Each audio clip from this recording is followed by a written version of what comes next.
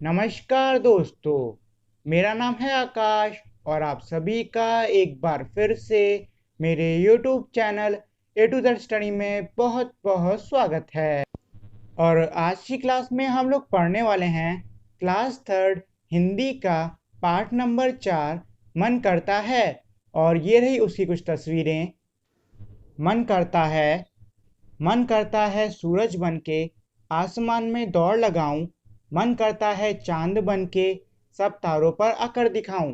इसका मतलब ये है कि ये इसमें कह रहे हैं कि एक बच्चा है जो कि अपने मन में कुछ बातें सोच रहा है, और वो बातें ये है कि वो चाहता है कि वो एक सूरज बन जाए और आसमान में दौड़ लगाए, और वो ये भी चाहता है कि वो एक चांद बन जाए और सभी तारों पर वो आकर दिखाए। मन करता है बाबा बन के घर में सब पर धौंस जमाऊं। मन करता है पापा बन के मैं अपनी मूछें बढ़ाऊं। मन करता है तितली बन के दूर दूर उड़ता जाऊं।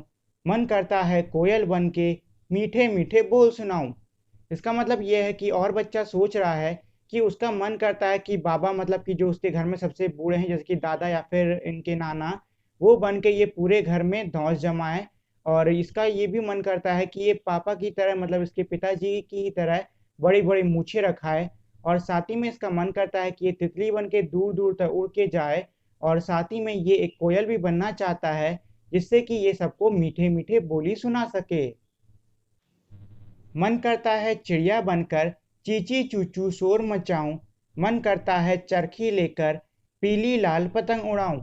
इसका मतलब ये है कि और बच्चा कह रहा है कि उसका मन कर रहा है कि वो एक चिड़िया बन के चींची चूचू करके खूब तेज शोर मचाए।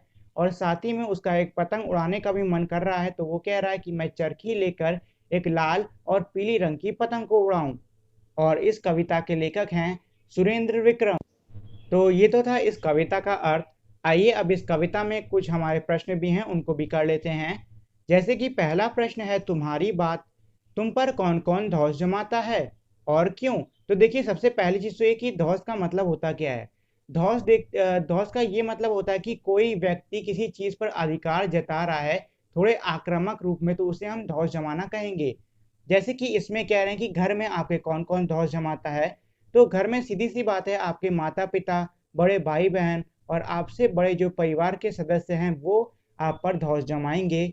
और स्कूल में, तो स्कूल में आपके शिक्षक, मतलब आपके जो अध्यापक हैं वो, और आपके क्लास का जो मॉनिटर है वो आप पर धौंस जताता है। अगला है, कौन किस पर अकड़ जमाता है।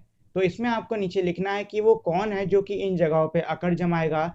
जैसे कि आसमान में, तो देखिए आसमान में तो पक्षी अकड़ेंगे क्योंकि उन्हें उड़ना आता है। जंगल में शेर अकड़ेगा क्योंकि वो वहाँ का राजा है। उसके बाद अब आपको लिखना होगा कि नदी में, खेल में, स्कूल में और रंगों में कौन कौन धौंस जमाएगा। तो ये सारे आपको खुद से करने होंगे। अगला है मूछ।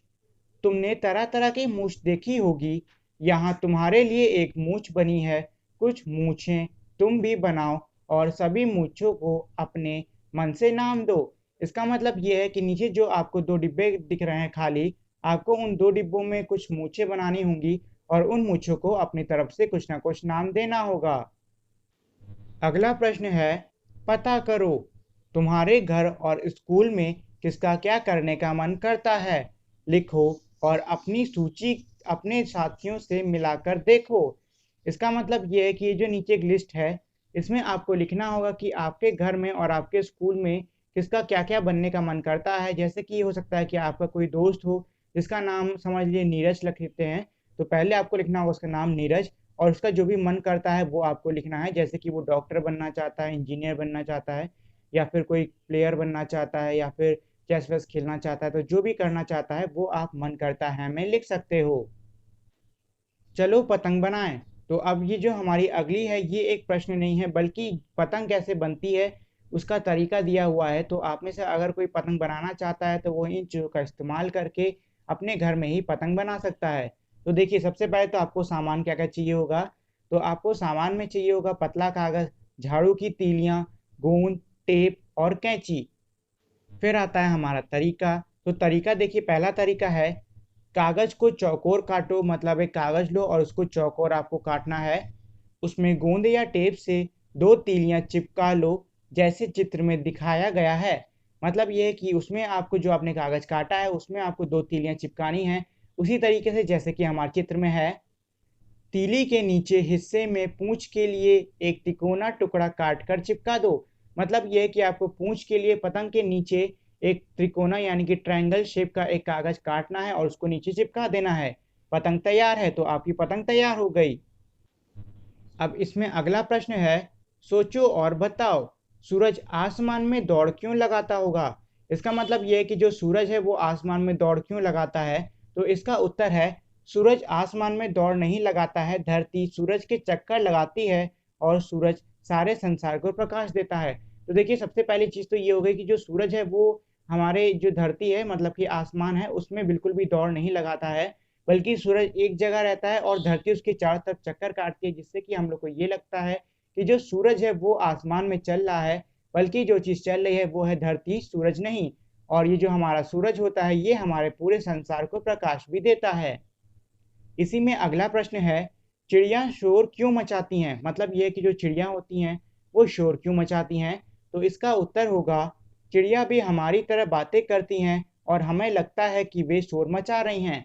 इसका मतलब ये कि जो चिड़िया हैं वो भी हमारी तरह बातें कर रही हैं, पर परेशानी ये है कि हम लोग समझ नहीं पाते हैं कि चिड़िया क्या बोल रही हैं और हमको लगता है कि वो सब शोर मचा रही हैं। चांद तारों पर क्यों अकड़ता होगा। इसका मतलब ये है कि अब आपको इसमें लिखना है कि जो चांद है वो आखिर तारों पे अकड़ता है, तो क्यों अकड़ता है। तो देखिए, इसका उत्तर होगा, क्योंकि वह धरती से देखने पर तारों के मुकाबले अधिक बड़ा दिखता है। इसका मतलब ये है कि हालांकि जो तारे होते हैं वो तो बहुत ही बड़े बड़े होते हैं, लेकिन वो इतनी दूर होते हैं कि हमको बहुत छोटे छोटे दिखते हैं, और जो चांद है वो काफी करीब है तो वो हमें काफी बड़ा दिखता है। इसीलिए चांद अकड़ता है, क्योंकि वो धरती से दिखने पे बड़ा दिखता है। दादा घर में कैसे धौंस जमाते होंगे। इसका मतलब ये है कि जो आपके दादाजी हैं वो घर में कैसे धौंस जमाते होंगे। तो इसका उत्तर होगा, क्योंकि वे घर में सबसे बड़े होते हैं तो वे अपनी उम्र का प्रयोग करके घर में धौंस जमाते हैं। इसका मतलब ये है कि वो सबसे ज़्यादा उम्र में बड़े होते हैं और वो अपनी उम्र का इस्तेमाल करके घर में धौंस जमाते हैं। अगला प्रश्न है, शोर। 1 मिनट के लिए आंखें बंद करके बिल्कुल चुपचाप बैठ जाओ। ध्यान से आसपास की आवाजें सुनो। अब आंखें खोलो। क्या याद है तुमने किस किस की आवाज सुनी थी। नीचे उनके नाम लिखो। इसका मतलब यह है कि अब आपको कहीं पर भी आप बैठे हो वहां पर थोड़ी के लिए आंख बंद करो और अपने आसपास की जो भी आवाजें हैं उसे ध्यान से सुनने की कोशिश करो। और फिर थोड़ी देर बाद आप जब अपनी आंखें खोलो तो फिर याद करने की कोशिश करो कि आपने जो भी आवाजें सुनी हैं वो आवाजें आखिर हैं तो हैं किसकी, और जिस जिसका भी नाम आपको याद आता जाए उसका नाम नीचे लिखते जाओ। इसी में अगला है, इनमें से कौन कौन बहुत शोर मचा रहे थे।